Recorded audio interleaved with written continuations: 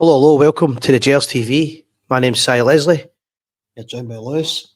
and we'll have a special guest, Scott Addles, coming later on from the Rangers fan events. He's caught in traffic just now, but he'll be here in about 5 minutes' time, guys.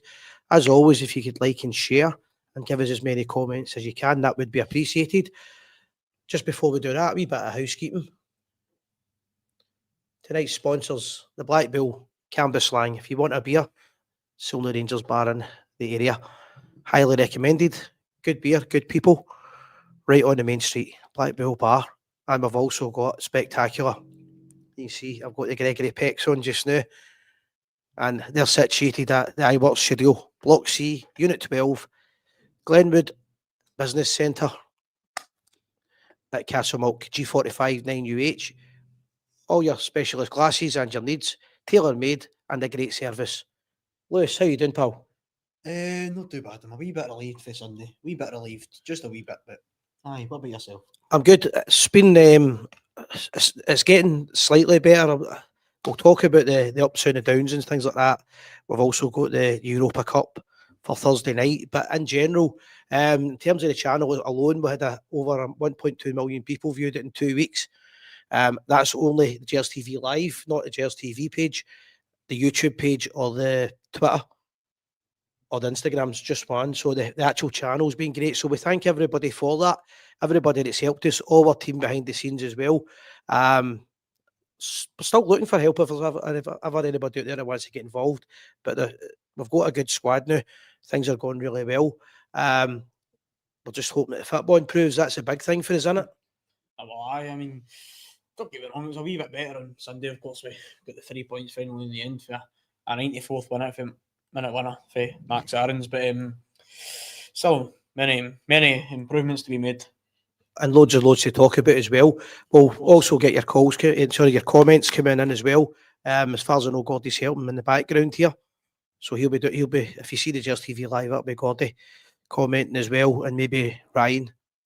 We'll probably start off. We've got Scott coming soon, so when Scott's here, we'll get a chat with him about the events that he runs and stuff like that. Of course. The big one at the weekend is obviously the match, Livingston versus Rangers. In terms of a neutral, you'd probably say it was a good game. But once again, Rangers leaving it late, looking sloppy at times, some points in the game looking all right, but ultimately they got the result. And for the first time in my many years of watching football, at any level, I've never seen a goal going in and the manager being slaughtered so quickly as the goal went in. So it was exciting and a lot to talk about, Lewis. Aye, well, I mean, of course, you could probably argue that at half time we should have been 3-0 up. I mean, of course, we scored our first goal, then we missed a penalty, and then we scored a goal, which to me, anyways, looked fine. Looked like there was nothing wrong with it. It was disallowed for a supposed handball, but for me, I thought it hit Gumney-Lace's side. That's him. Had 2 goals chopped off now for Rangers, one against Hearts and now one against Livingston. That was a point I was going to make. You beat me to that. Mm-hmm. We've been crying out for a good replacement in the centre half position, and we've got one. Cornelius certainly looks at the business to me. There's times I'm still worrying about him, but he's still young and learning. But in terms of up front, he's scored 2 goals now. 2 goals that I think should have counted. I don't think there was anything wrong with the 2 of them. Well, one goal that the officials actually came out and said that it should have stood. And that they'll probably do the same with this one. Mm-hmm. So he's been really unlucky. But points I'll make on that is 3 goals scored at the weekend, 1 chopped off, but all 3 of them by defenders. I'm not saying it's a concern in terms of defender scoring, but we don't seem to be very dangerous up front. No, well, I mean, there was a big chance for Majowski, I think, in the first half. He was unlucky, but I think he panicked. He was unlucky, yeah, of course. I mean, it looks as if he almost fell whilst he was hitting the shot, but once again went right out of the bar. I mean, he scored 1 goal, 6-7 appearances has he made now for his. So 1 goal, but no, it's not the best of numbers. But don't get me wrong, I think it's going to take him a wee bit of a while. I'm not necessarily saying he's got to settle in, but he's just came off the back of a tough season with Girona, not really scoring much. So he needs to go on a run of games. But I think for the way he plays, the style doesn't really kind of suit me. It doesn't involve him a lot. Dare I say, I actually think he would be a great addition to the team if he was playing alongside Dessers, who's obviously gone. But the two are contradicting styles. Mm-hmm. Well, I mean, he's more the boy that you're going to play the ball in behind the defenders instead of playing into feet, hoping that he holds the ball up, because he's not necessarily the most physical. As much as a tall boy, he's not necessarily physical, so he's not necessarily great at holding the ball up. So yeah, I mean, one that you play the ball in behind, but again, that doesn't suit us. I don't think that doesn't suit our style of play. Not trying to play anyways. It doesn't. It's going to be one of these seasons that we hope so anyway. That at least the defence are going to score goals. I think all credit to James Tavernier here the last couple of weeks. We've criticised him on the show. Every Rangers website or whatever you want has criticised the man. He's had a real hard time. By the way, we apologise. Next door's drilling. We can't do anything about that in case you're thinking that Lewis is farting or the dog. Hopefully it doesn't interrupt us too much. But Tavernier, when the shit really hit the fan there in the defence, Tavernier came back into the team because he's supposed to be getting phased out, which won't happen. I'll tell you that now. He won't be getting phased out to the end of this season. It'll be next season. His contract runs out. But he stepped up to the mark. He might not be the fastest anymore, but his corner kicks are a lot better. His set pieces in general are better. He missed the penalty, but I would argue the goalkeeper saved it. I thought it was a really good save. But the way he took his goal was back to the Tavernier that we remember from the Europa Cup run a few years ago. Well, I mean, it was a good ball into the box. Then I thought Anton did fantastic to keep the ball in. Then it felt with James Tavernier with an acrobatic effort, if I must say so myself. It was a good first goal. It was a well-worked goal. I think we deserved it. I think in the first half, for most of it anyways, we looked very energetic. We looked like we did deserve to be, but 2 or 3-0 up at half-time, to be honest. I was shocked that we weren't. I mean, I was shocked that the goal got disallowed, and then, of course, missing the penalty was unfortunate. But, I mean, as you said, you could argue whether he missed it or saved it. I mean, the keeper did probably save it well, the boy Jerome Pryor. If you're looking for it, if it was Butland saved that, I would class as a save. Absolutely. I mean, here's the argument, right? We've all done this argument in the pub. When you see corners getting taken all the time, people say, put it right in the middle of the park, the goal. Put it in the middle of the goal because the goalkeeper dives left or right, and that's the obvious option. He does that and he puts a bit of height on it. The keeper I thought it was a great save, to be fair. I actually thought their goalkeeper was outstanding. I was just going to go into that before you cut in there. No, the goalkeeper played absolutely fantastic. I thought Livingston were actually unfortunate. Martindale sets him up well against us. Of course he does. Of course, I mean, he sets himself up well against the other side as well. I mean, look, Livingston were unfortunate to not get a point, even 3 points possibly. I mean, our second half the weekend was poor. First half was, as I said earlier on, looked strong, looked energetic, looked like we did deserve a few goals, but the second half it was just like sloppy. It looked like the Rangers that we've seen for the rest of the season. Well, I'm hoping that things get better. As I've said, I think the boy Cornelius has certainly made us a bit better in defence. We're not the full deal yet with that. There's still dodgy passes going back to the goalkeeper. I don't understand why they keep doing that. It just doesn't make any sense. And at times we're playing one or maybe two balls back to keep it to the defense, back the way in the defence that they shouldn't, rather than going straight for it. I don't know if that's down to nerves. I do find that concerning that we've spent $3.5 million for Fernandez, who hasn't really played one game. I think maybe two, maybe friendlies, but I think one major game. And Nasila has been on Instagram, obviously making the fans aware that he's keen to be back in the team. He basically took the dairy for the Kilmarnock game, where the boy had a nightmare, but he's certainly got ability. So that's two players that can come in. I've not been overwhelmed with Giga, to be fair. At first I thought he was going to be all right, but we've got a squad there, our defenders. I'm not too confident in the left back position still, but we've still got Sterling to come in as well. So there's plenty of defenders to come in and give them a run for their money. The big thing about Fernandez, I thought when he came into the team originally, would be height for attacking set pieces. We don't seem to have that yet. The best header of the ball at the club still is Raskin, who's the smallest player on the team. So it's a bit strange. I mean, I know what you're talking about there. I mean, with Fernandez and even Clinton and Ziala as well, who's not even been given a chance. He made two mistakes against Kilmarnock over half a year ago under Barry Ferguson's first game, which we ended up winning 4-2. After the second killer goal obviously went in.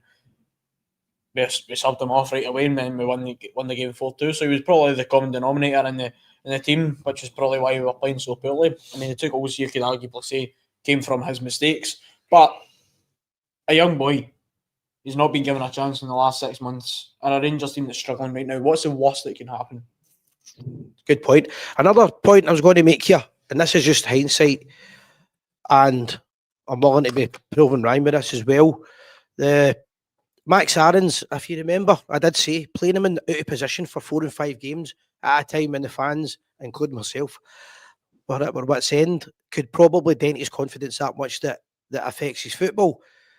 I didn't see a lot of him at the weekend, but he got the winner. He looked as if he was absolutely over the moon with the winner, getting the winner. There's a possibility still with that. The pressure get put on him, playing him out of position, then getting into position, challenging Tav and just not being ready. I'm hoping there's a player in him because I spent a lot of money on the boy. But time will tell. I think that whatever happens this season, Tavernier will probably play the most games for the club. And that's incredible because he's supposed to be fading him out, as I said, phasing him out. His contract runs out next year, but I do think he'll be the main guy in defence. He'll probably play more games than anyone else, other than Butland maybe. And then there's Suter. Suter seems to be a wee bit better playing with Cornelius, who seems to be a wee bit more regular and reliable. But it's early doors. But I think we're a wee bit better. It's not exactly setting the header on fire. I know. Well, I mean, I'm going to go back to what you were actually saying about Bogoma. I selected them in the channels, particularly on Friday night after the game. I thought he had a very, very poor game. But I thought he actually came back quite strongly. And Sunday, I didn't actually think he looked too bad. He looked a lot more comfortable than what he has looked and at Rangers. So, yeah, I mean, he's definitely developing. As stated in the channel before, he's still young. He's a young boy he got given a bit of a chance at Preston, did okay.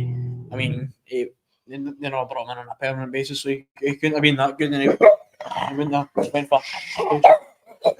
Scott just arriving and Lily being a pain in the arse. Lily gone mental. Aye, I mean, the biggest problem with what we're talking about is we're playing against Livingston. We should be running amok against these teams, although they seem to struggle a wee bit against them. Go Lily, pest. We should be a lot stronger against them. I just think we were a wee bit better than we've been in the last couple of weeks, which we hope is going to keep improving. Other than that, the midfield was kind of similar to what it's been. Raskin back in the team, Stein in the team for the rest of the season, we hope. I can't wait till Curtis is back. I must say, because I think he's probably on form. He's probably our best winger. And Moore's a good player, but he's not ready to play for Rangers. So I was glad he was dropped. I think they're going to have to learn a lesson with Moore. But if they've signed a contract that he's got to play so many games, we're buggered with that one. Because he will play games that we don't want him to play in. And he's too lightweight. Well, I mean, Mikey Moore, for me, it was a bit of a pointless loan signing, to be honest. I mean, we've got options there in the wings. Of course, we've got Finlay Curtis, we've got Gassama, and even Antman as well. I mean, I would probably disagree with you there when you said Finlay Curtis is probably on form our best winger. I don't think he's quite there yet. I think I would still slightly just pick Gassama and Antman over them, just for now. Anyways, I think he's definitely one for the future. I don't see us loaning him out anytime soon. I mean, he's got the quality to be in the first team. He's unfortunate to be injured at the time he was, right enough. Of course he is. I mean, he's shown that in Europe he's good enough to play in the first team, especially against Panathinaikos, which has got his first goal. And so, yeah, I mean, comment came in. I'm just going to read this. Stephen Bell. How you doing, Stephen? Long time no see. Thanks for all that. He helped us out a lot with the Cheers TV studio. £11 million for a striker is a joke. Why not have Tierney for £6 million and a Hearts captain on a free? Biggest mistake getting a striker at that price. Of course. Unfortunately, we've spoken about this for weeks and we 100% agree with you. Tierney was a no-brainer for me. Tierney's far better than Ant-Man, at least. Much more value, and you don't have to settle him into the team. He knows all about the club. He seemed to enjoy playing with Rangers. And I've been speaking about I forgot his name now. For Hearts, Shankland. I've been speaking about Shankland for coming in so many weeks that it's getting ridiculous. I just think that we missed it big time on that. Miovski's a good striker, but when you're getting somebody like that free, 100%, the 11 million for the striker, I think it was 8 million stroke 10 with that, Stephen. I've spoken about my concerns with that. I need to watch what I'm saying because I don't want to get myself into trouble. But what I'll say is that transfer stinks of something not quite right. That's what I would say. And I would watch it in the future because it doesn't sit well with me that a guy So, for an example, a man has scored 6 goals in 5 games, and he's been replaced by a guy who's not scored in 884 days. So, for a record fee, It's funny to actually think that. doesn't make me feel full of confidence. Well, I'm actually going to go back to what you're saying about Cerny. I mean, even Seema as well. With the chance to sign Cerny, I think it was actually near 4 or 5 million. Then same with Seema as well. Could have brought them in for the same amount that we brought in this boy who's scored 8 goals in three years. I wouldn't necessarily say Cerny's a much better player than Antman. I think Antman's a lot younger. I think for me the one thing about Cerny was that he's reliable. To be honest, you could rely on him. He was never really out injured. He showed up in the big games. Aye, absolutely. Aye, he was a finisher. He was definitely an Ibrox player. For me, to be honest, he always scored. Mainly when we were at Ibrox, to be honest. I like Shirley, but it's a good point, Stephen. I appreciate that. Any more calls coming in? I'm going to bring on Scott in a wee second to just make sure Lily doesn't try and attack him again. Hold on a minute there, and I got a comment coming in for Ryan as well. I'm going to put Ryan's comment up first so we can read it, and we'll bring on Scott. Lily's right for you, Welcome. How you doing, mate? How's it going, guys? Where were you? Stuck in that traffic there, mate. By the way, there was an accident. It was a lorry right now. Must have fell off the road. It was like wood and all that. And the mate. So sorry I'm late, guys. How's it all going? What's the chat this evening then? Is it Livingston? I mean, you've obviously been talking about this. I've watched a wee bit outside. I thought I was kind of stuck outside. I forgot what door it was to come in, but hey ho. Thoughts on Livingston? To be honest, the first sort of 20-25 minutes, I actually felt we played all right. And then just as kind of after half time, we kind of let Livingston feel the game a bit and just let them get into the game, and it was a bit disappointing, to be honest. It just went back to the same stuff that we've been doing for the start of the season. Even at friendlies, I remember going to the friendly games against Middlesbrough and even Club Brugge, actually. It takes one thing for Rangers to get going, and even at that, they do it for 10-15 minutes. Do you know what I mean? So it's annoying, especially as a fan. You know what I mean? We're used to, when I was growing up in the 90s, we dominated Scottish football. Do you know what I mean? So that's why we want to support Rangers. I grew Rangers. up in fucking League 2 and League 1, so maybe not as glorious as used to. But a lot of the things I'm concerned about with the club now is the staff behind the scenes that they've got in. Most of them are guys that I would say are I don't know why I call them losers, because they're only at the club a few months. I don't know why they got too bad, but they're no winners. None of them have got a pedigree of winning. So that's a concern. Brian Murphy's bringing a comment in here. This thinks, we're talking about the £10 million striker. This thinks of Thelwell doing his old Everton pals a favour after messing up the transfer to them. He's got a point in that. He's got a point in that, because what did they sign him for? Was it like 15 million, right? So I feel like Thelwell's just went like that, right? There's some money back from him. They'll take your rubbish. It's probably poor business in both parts, to be honest. On Rangers' part, signing a striker that's not scored in almost 3 years, and Everton's part, they're losing half of what they brought in for. You should always replace a player with somebody better. Of course. At a club like Rangers, they clearly haven't done that. That's quite clear that they've done that. Because what I was saying just before you came in, if we try to depress people, is a man scored 6 goals in 5 games. This new guy scored 8 goals in 884 days. Exactly. So it's not looking too great in terms of that. And if it was a free transfer, you would say give him time. But that kind of money, when he's already been involved with a £50 million transfer with Everton, with the same agent, but the same agent, but the same managing director, then I say that raises real concerns. The only way that proves people wrong is if he becomes a legendary goal scorer. So far, that doesn't look like it's going to happen. I mean, I know you're saying not to depress people, but we're also being honest. Do you know what I mean? You have to be. Because at the end of the day, what we're playing, the results we're getting just aren't good enough, mate. They're just not good enough. You can paint it whatever way you want. You can blame players, you can blame the manager, you can blame the board. But ultimately, we're not getting results. And see the style of play and all that, that's all great and doing that, right? But see if you're not winning games, there's no style there. Yeah. Well, the other thing is, just quickly here on that, see the way we scored the goal at the end? That wasn't the style of football that Martin wants to play. That was panic. Done the job, but we got a goal. Oh, the game. So what I mean, it wasn't like tactical. Aye. That was panic. That was get as many strikers on as possible, and a defender scored. You know, one thing I noticed as well. I don't know if he's noticed it. See, when we played Celtic, he reverted to when throw-ins come in, Tav with a long ball. That's right. He's done it for about 3 weeks. Aye, and it's actually made a bit of a difference. I know it's simple stuff that. I was saying just before you came in, Tavernier's set pieces have been a lot better. Aye. But he had a good game in against Livingston, I would say. Seeing his set pieces were better, he fucking missed a penalty on Sunday. I would say it was a save. Honestly, I think that when He was unlucky Aye, to be no, fair. he was- The goalie just clipped it with his foot, didn't he? But there's not many players in the team that want to take responsibility. Tav always takes it. I gave him a fair share of criticism, but he's put the ball right in the middle of the park. It's right, it's high enough to make it hard for the goalkeeper, and he gets his fit to it. I think it was a great save. aye.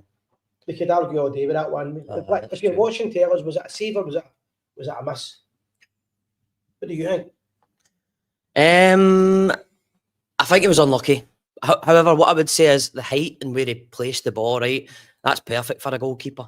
See, like going midway in the goal, that's perfect for any goal to save that, to be honest with you. And you could be an average goalkeeper and probably still save that. But based on Tav's penalties before, I would say he could have done a bit better. See if he'd have scored that, everybody would have perfect penalty because the keeper can't make it. I know, but these are the what I've seen it, mate. It's ifs and buts. Comment coming in here.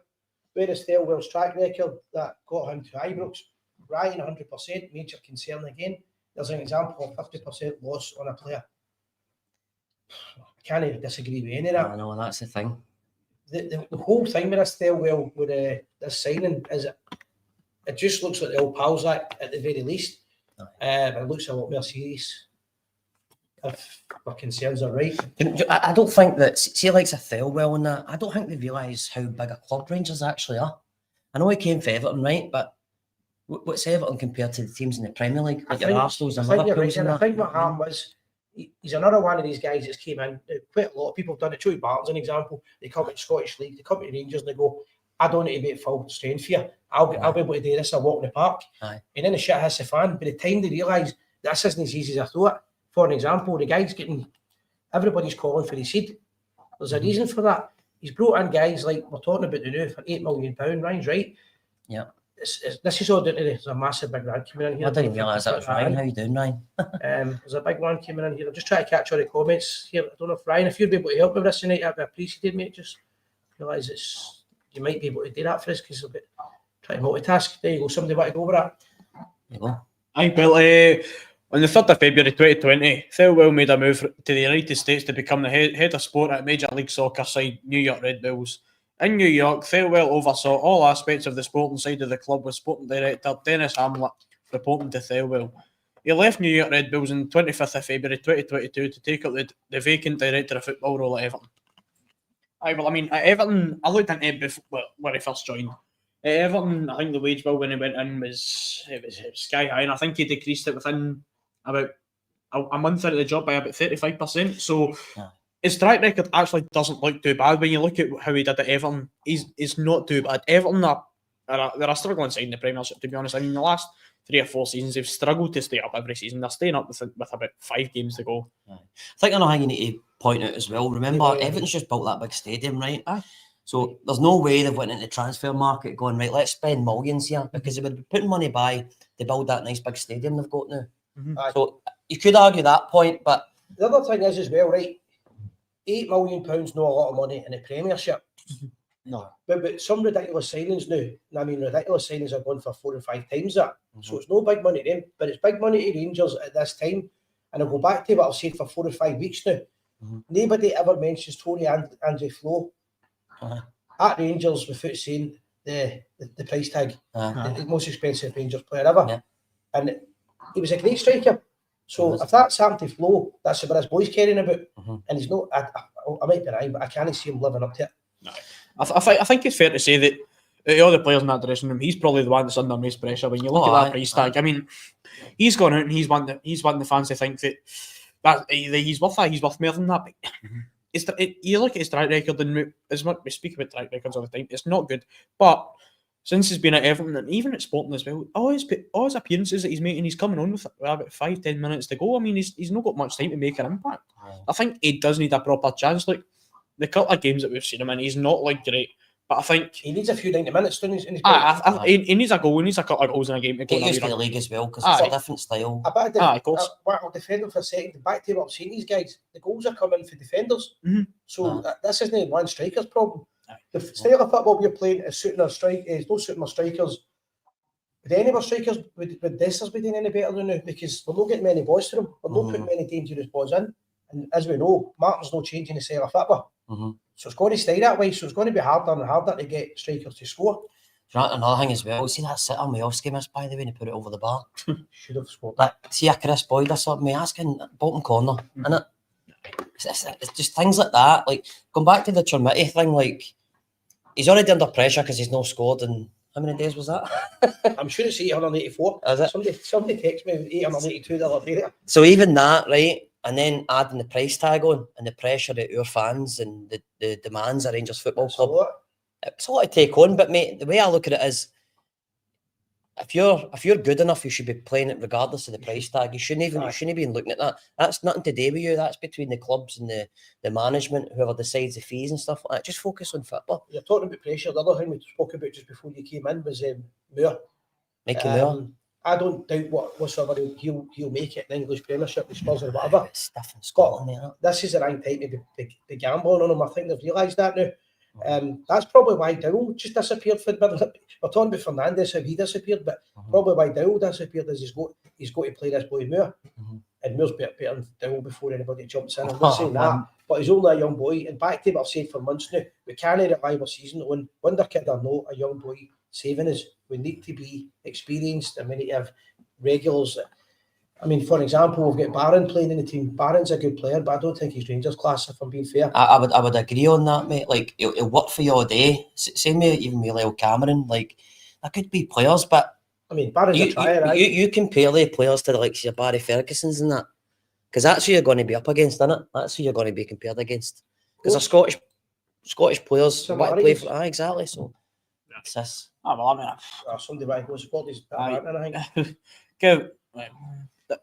Yeah, I can't see that, mate. I'm not blind, mate. That's why we're sponsored by a spectacular. The glasses. Can they get me some or not? Kevin Fairwell, this book shows examples of how professional and the national teams from Europe play using 3-5-2 formation. It's a must for all serious soccer coaches wishing to develop their team or knowledge of systems of play. It is written in a user-friendly format by coaches. So basically what he's saying is, this guy Fairwell is introducing a coaching style of football that it's like the fancy trend way to play football now, and Russell Martin's playing it. I think that's what he's meaning by that. But it doesn't always work in Scottish football. Again, I've said that Rangers should be looking at 3 at the back. With certain teams, especially at Ibrox, 3 at the back, and we should be looking 2 up front. We should also be. We shouldn't have 1 left back at the club and 1 left back that's half decent. Because he's getting no competition. He had time to get 2. He's a young boy as well, isn't he? That's what we're saying. Young boy, new culture. I slated them, particularly on Friday night when we did our wee uncensored show. I slated him for the game against Genk. I thought he was awful, but I thought he actually came back quite strongly on Sunday. I thought he looked more comfortable anyways. But again, it goes back to the experience. Like, see, coming to a club like Rangers, right? And I know he's maybe played the odd game in the Premier League Championships, things like that, but it's a different ball game going to Rangers or Celtic or any day too, mate. If you're coming from England and coming up, I mean, you've seen some of the best players come up here and fail. Do you know what I mean? So it must be 10 times harder for a young boy. And I don't think. Do you know what I think as well? You're saying about formations. What's wrong with the old classic 4-4-2? Does it anymore? That's fashion. That's what I'm saying. It's all about fashion now. Styles of playing all that. Go and win games. So for an example, what you're saying, right? If you watch, I was watching the game at the weekend. I said to my brother Mark, but we'll not make a sub unless we need to make a sub until 60 minutes or 65 minutes because it's a fashionable thing to do. I would be throwing all that stuff out and starting the game with that. Football should be simple. It should be Rangers should be outclassing these teams. Back to what I said earlier on before you came in, Martindale's a far better manager than he gets credit for. He gets mocked because he had an unfortunate part of his life where he was in prison and things like that. But the wee guy would be a great assistant manager for Rangers, I think. He knows how to organise a team and he knows how to play against the old firm and he makes his teams hard to beat. But we don't counteract that. Again, Russell Martin will say, I didn't expect that. Well, you should have watched him because I'll tell you what, he's consistent against us. So see when he signed as well, did he not say as well that he wasn't... Somebody said to me, I don't know if it was maybe Open Goal or something I was watching, they were saying that Russell Martin doesn't study his opponents. He only focuses on his team. But I think that's a weakness. Absolutely. I mean, I haven't heard that, to be fair. So I don't know if that's true or no.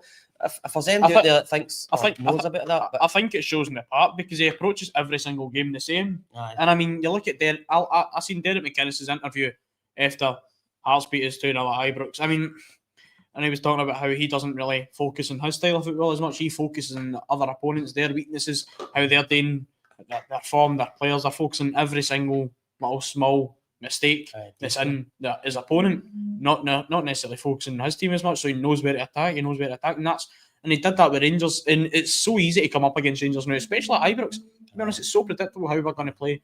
The first manager this season who came out and called it out was the Club Brugge manager. I can't remember his name, but when we get beat 3-1 at Ibrox, he called it out and he said he knew where to attack, he knew the spaces. And he also knows him. He also knows Martin, which didn't make it any better. Which brings me on to a good point I'm going to make when I'm not wanting to depress us all in the mayor. But He's going to do it anyway. Usual. If Martindale can do that, let me tell you what's going to happen Thursday night. Sturm Graz are a good football team. They're at a better level than us now. They should be top of the league, I believe. A second. Second. I checked that before I came in because I knew we were going to talk about it. Well, sure, we're late.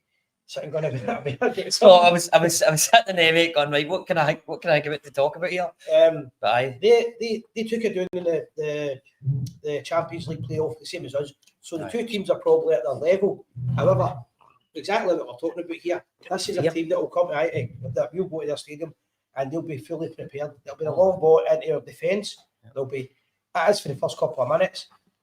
And I'm getting to a point where I can't even worry about Europe anymore. I'm just worrying about winning every week in the Scottish League. Normally, I think Rangers should be trying to win every game they play in. I don't think we're good enough for Europe. Unfortunately, I hate saying that. I've had the luxury of that recently, do you know what I mean, over the last couple of years. But I think that it's running dry now. Could get another down on Thursday night if we're not careful. Aye. Well, Sturm Graz, I mean, domestically they look decent, but in Europe, I mean, last week they lost to Midtjylland away, and then in the qualifiers they almost got as much of a down as what we did. They lost to Bodo Glimt in the first leg 5-0, and they actually won the second leg 2-1, so they went out 6-2 in aggregate. But they're a good team, that Bodo. Absolutely. I mean, I'm not interested in that at all. Decent side. They're a decent side. I don't think that they're anywhere near as good as even your Bruges, but they're a great club. They might for the size. Like what they've done. Come on, like what they've done recently. I mean, they've went out and they've. More sense than us. I know. Doug's like that bullshit. Positive table. That Bodo Glimt, they've went out and they've thrashed teams. To be honest, they've went out. I mean, the one that comes to mind is, I think it was a couple of seasons ago. They played Roma at home, and if you know, Bodo in Norway, it's right up north, right in the Arctic Circle. It's a hard place to go. And they played Roma. I think they beat them at 6-1 or something like that. So what they've done, I mean, they've not got any standout players. The manager, Knutson, he's been there for years. He's been there for a long while. He's a manager that we spoke about in the show that I think majority of Rangers fans would probably take at Rangers. But I'm not underestimating them at all. But Sturm Graz have had a tough season in Europe, so I think it's one that we can go away and get a result. But at the same time, I said that about Genk, they were a struggling team, and what they did, they went out and beat us at home. So you never truly know what's going to happen on Thursday night. It's so unpredictable. We could go win 3-0, we could get beat 3-0. That's the annoying thing, but is that not annoying? It's so really unpredictable. annoying. It's like we can't even expect to win. Just hope we're going to win. Point of view, man, they'd like us to kickstart our European campaign properly. However, I'm trying to be a realist. Everything that Steven Gerrard started it when we came back, Steven Gerrard made us competitive in Europe. He made us fast, exciting, high press, everything you want to see in a Rangers team in European football. Gio continued it. Very unlucky not to win the Europa Cup.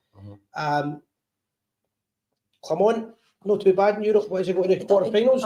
He done all right, to be fair. And now we're just doing it. You think about when we played Tottenham at home, right? We got a draw.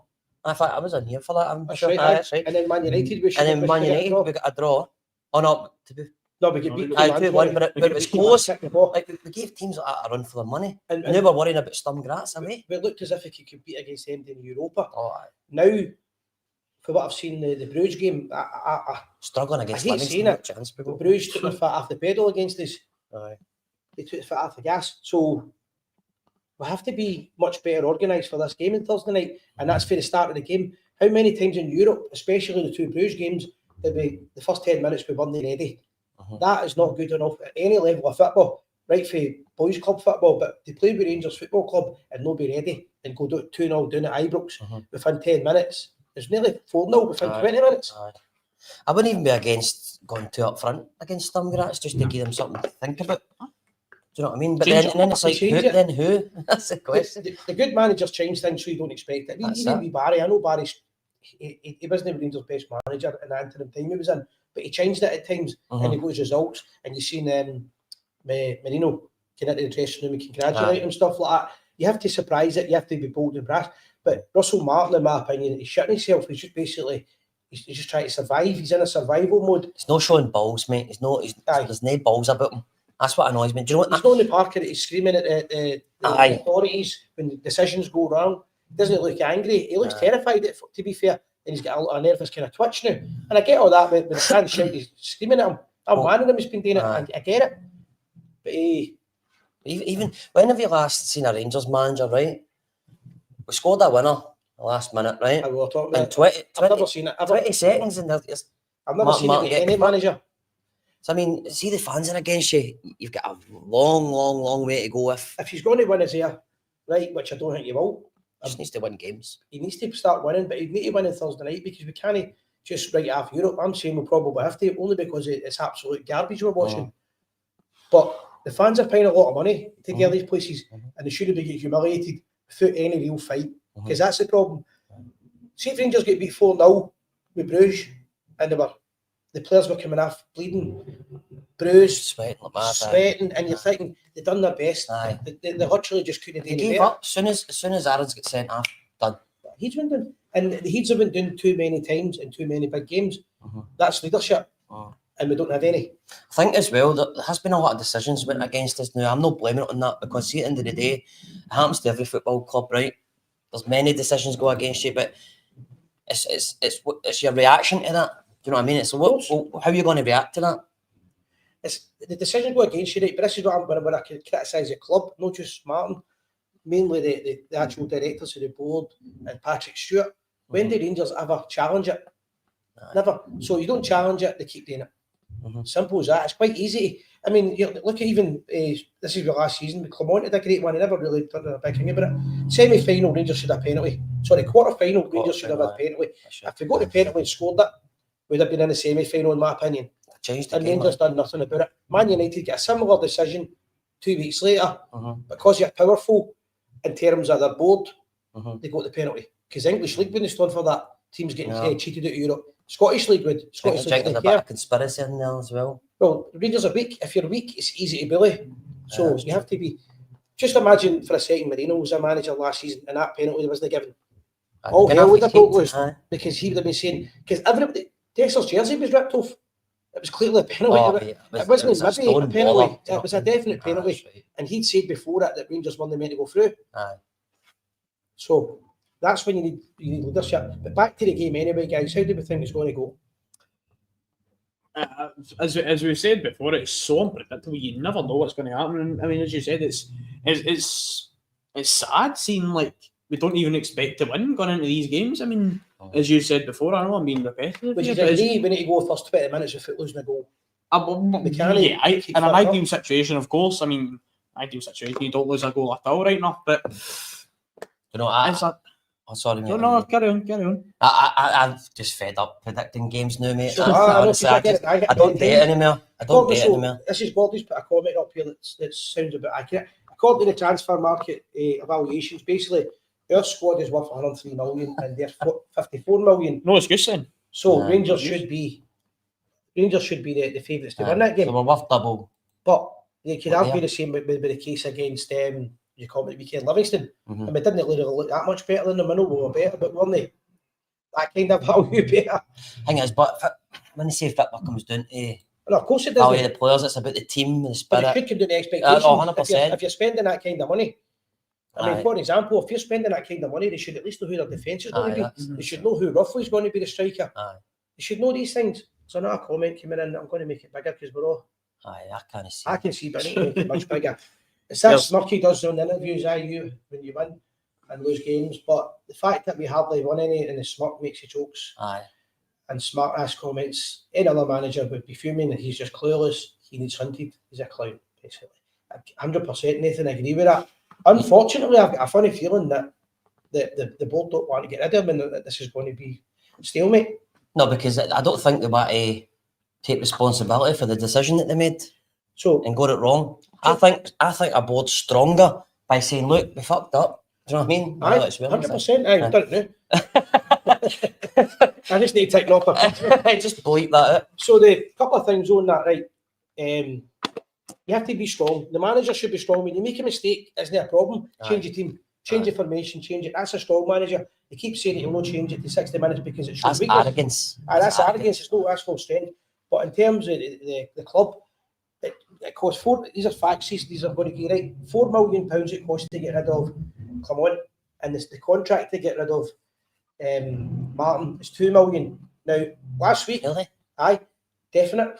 Now, last week, Start a GoFundMe. right? No. It's just work it out. Last week, Rangers Somebody will. lost half £500,000 on ticket sales and £300,000 win bonus. That's £250,000 in one night.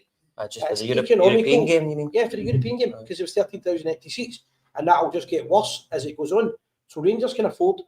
I would argue they can't afford not to sack him with those figures, because the longer it gets, the more you lose. When these other clubs see that as well, they don't say, "Oh, let's be scared of them again." Going back to the fear factor. They don't care. The fortress. Well, I'll look at this laughing stock. Aye, We'll just go there. There's 13,000 less than there should be. I'm saying No noise, no Gerrard atmosphere. created it with Gio and with all these teams. But the Germans coming to Ibrox, couldn't they beat us with a fear factor? But we've lost that.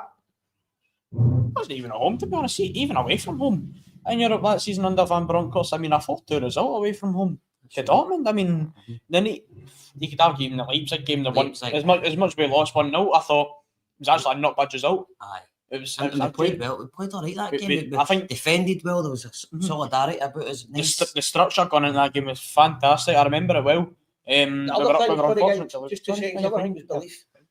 Absolutely, of course. Because see the game last week, the European one, it wasn't even an atmosphere. People were just like, nothing. "This is a shit show. When's it going to be a shit show?" And it was the lowest atmosphere since lowest atmosphere. Lowest attendance since we played Maribor in 2011. Was it? Aye. A lowest European attendance since we played Since we've ever Maribor. came back up. 2011. That's very frightening. So that's my point. Can you afford to lose them, to keep them, rather than can you afford to get rid of them? Because the longer it goes on, the fans will just keep. It's a hard shift to expect people to come on Thursday night and spend all that. It's a lot. It's not exactly like a cheap price that they give us for tickets. I always say this, mate, as well. Like, see, as much as they think they're in control, I've always said every club is run by the fans because they're the ones that pay the money. They should be because they've got the most say. Because, like you said, they'll just not go to games, and then what you're going to do? You're going to keep the guy they don't want there. What do you do? That's how I feel about it. I mean, to change that, he needs to win on Thursday night. But I will not change my opinion. But the only tiny chance he's got is winning the Thursday night. It's a long way to go for any fan to consider changing their mind, I think. And I'm speaking for 90-95% of the fans here, at least. I mean, I think that's me being generous. No idea. I tell you that much. I think the fans I think we can agree on that, surely. I think ever since the fans started the whole Martin get to fuck, especially Wayne Bruges. But the first home game after that, I think the whole stadium singing get to fuck, basically. Then the Hearts game, Hearts fans started singing against Saturday morning, and the Rangers fans joined in. So there's no coming back from that as a manager. I don't think whatever you do, I don't think you can really come back from that. Surely not. So I guess time will tell. We're not bothered because we were going to do Thursday night. We're going to do a pre-match anyway. Scott, you're here tonight. You've supported us in the past. Try to give a bit of support tonight. Do you want to tell us a wee bit about the other stuff you do, the fan zone stuff? Aye, just for anybody that's tuning in, I run the Rangers fan events. You can find us on Instagram and Facebook. So back in January, I ran the fan zone down in Manchester with Jordan as well. So that was a really big success, and obviously I wanted to do something different for the fans. So I run what's called the Bouncy Bingo experience. Absolutely fantastic night. He's not fit enough for the Bouncy Bingo. He'll be all right, but maybe no. Mate, if I can manage it, I'm sure we'll be all right. But anyway, what a night, honestly. It's a Rangers themed bounce bingo, kind of like your Xander Nation type stuff.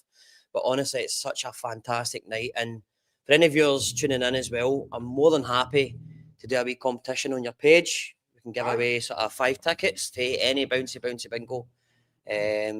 we can sort that out. We'll do this Kinda after the show anyway. After the show, aye. Where would that be? So we've got a few. So at the minute, we've got Walters Bar on the 18th of October, but unfortunately that's sold out. Well, not unfortunately, sold out within 48 hours, to be honest. So it's pretty quick. Got another one in Linwood, and Linwood Rangers Supporters Club. Club. They don't like to be called associate with Rangers, but I'm like, well, you let me do a bouncy bingo event, so I mean, come on.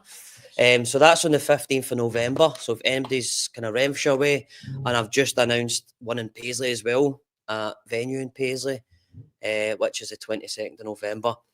I've also got two in Christmas time back at Walters again. I was trying to get an ex-Rangers player involved with one of them, but they're not available. I'm not going to mention names just for the fact that they're not available, so it's pointless.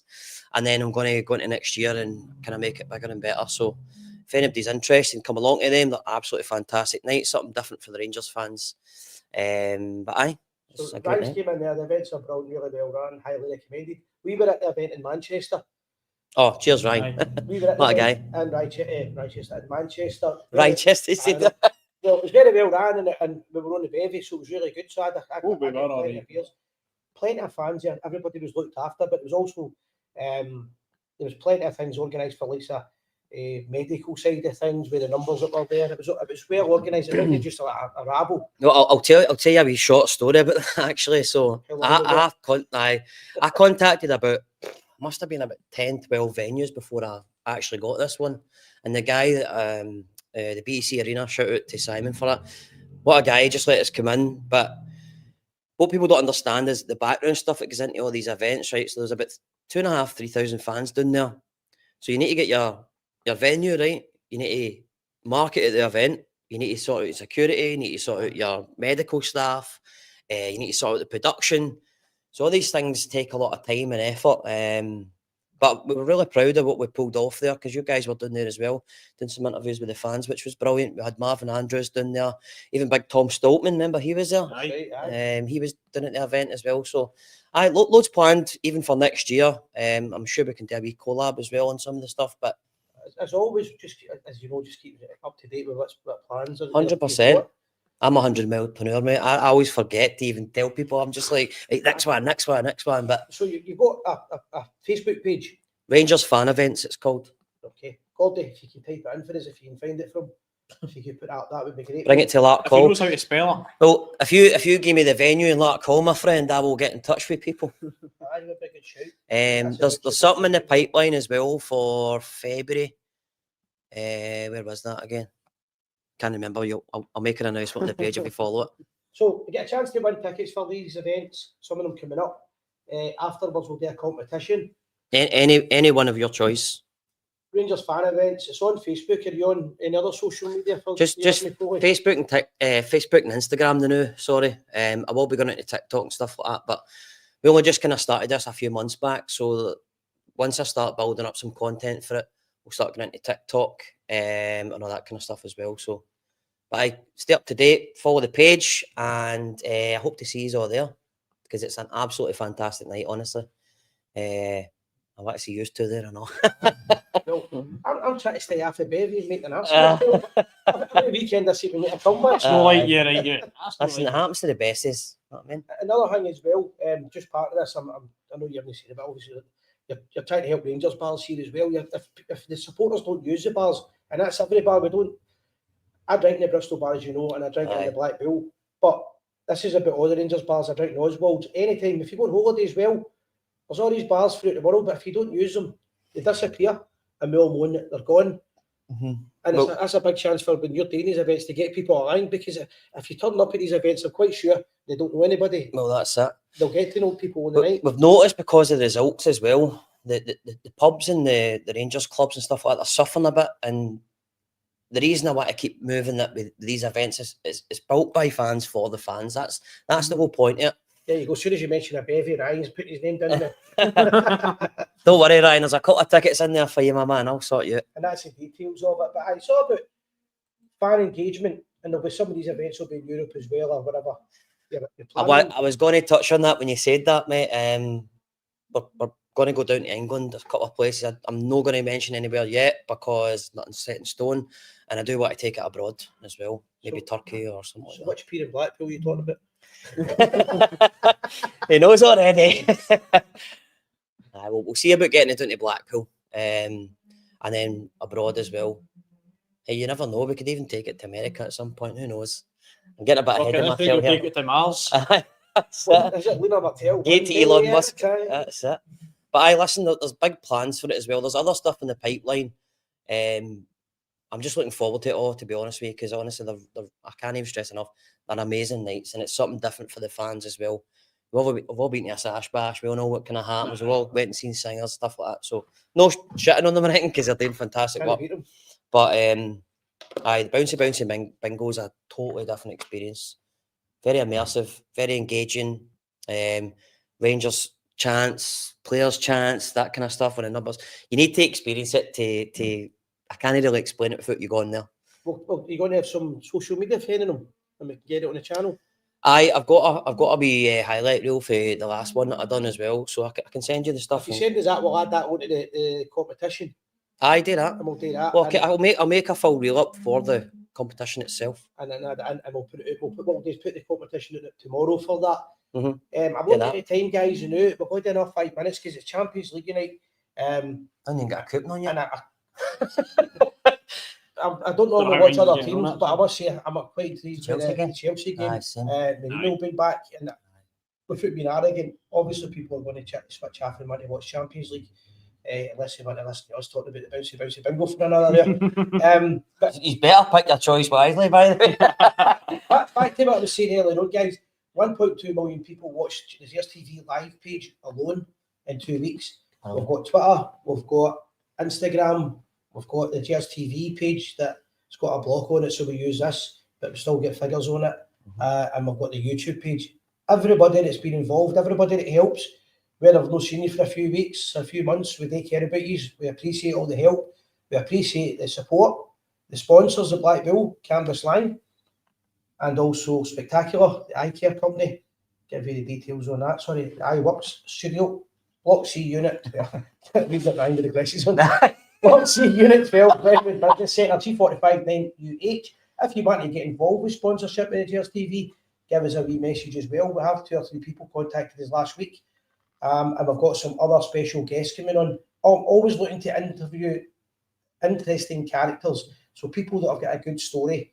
A big shout out to Boffy, who was in the final of the charity awards for the BBC, the Scottish final, and my wee pal Jack Percival won the English one. You'll remember Jack was on Zeers TV when he walked from London to Glasgow for homeless charities. Every Monday night he feeds 50 to 60 homeless people. Amazing. He'll be on the show next week as well, or this week. So if you've got any stories like that, bring them on. Guys, anything you want to finish with? I just want to say you're getting interesting characters on. I don't know what you asked me for. Because you said you've got a baby. That's it. I brought the carrot in. You want to give a wee plug to your podcast as well?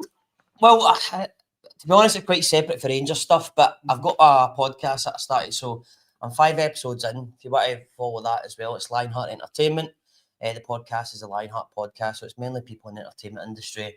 Maybe people going viral on TikTok. I've got some good interviews there. I've already generated thousands and thousands of views already. So, and I've got 2 amazing guests lined up as well. So, Lionheart Entertainment, if anybody wants to follow that as well, if you're into going for a wee night out. And if there's a wee comment coming in there, Ryan, saying you might be with their bouncy bingo in Dunoon next year, mate. Dunoon. We need a supporters club event in March. Let's do it, man. Let's do it. I'm making you big tonight, aren't I? That's it. Aye, good shout, Ryan. Any other supporters as well? Dunoon better. That's a wee island. That's not a peninsula. No, it is. I know where you are. So aye, that's the stuff we're looking for, is helping each other out. Another thing is just helping supporters clubs out and supporting fan engagement. We're support's forever maligned by the media, but there's no support like Rangers. Aye, that's it. We forget how powerful. Pal Peter's just on there, and Peter, he might have time to do this. He's just back for 3 different countries, I think he went to. But he went to America, I know that, Las Vegas, but he went over there and he was doing a different Rangers supporters club. Brilliant. All the time, so he was getting to meet different fans.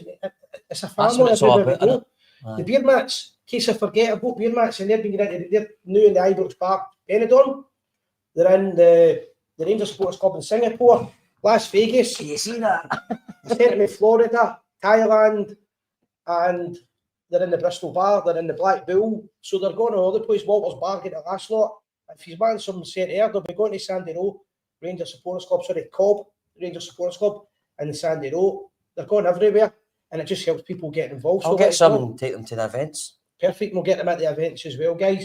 I think that's us for the night. I want to finish before the football starts. Is there anything else you want to add, guys? I'm all good. No, Right, I we'll just go want to after thank you dinner. for having me on tonight. Quite enjoyed that there, to be honest. And I just hope that things turn around quickly for Rangers, because it's Just start getting wins. aye, that's it. Never mind the style. Do you know what I mean? See if you need to throw the ball in the box and kick the ball high across the top of the defenders to go into somebody, or doesn't matter how you score. What matters is getting the win, getting the 3 points, and moving forward. So fingers crossed the season gets a bit better for this point on. But 100%. see what happens on Thursday. Brilliant, guys. That's just under an hour we've done tonight. We'll be back on Thursday before or after the game, and we'll probably do something at the weekend. Thanks a lot, guys, once again. Win, lose or draw, always remember, we are the people. The people.